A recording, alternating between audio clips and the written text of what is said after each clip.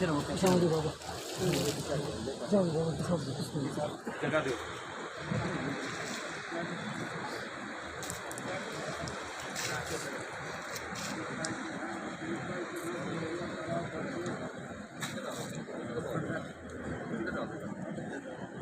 ਇੱਧਰ ਹੀ ਰਵੋ ਫਿਰ ਇੱਧਰ ਹੀ ਪੜਦਾ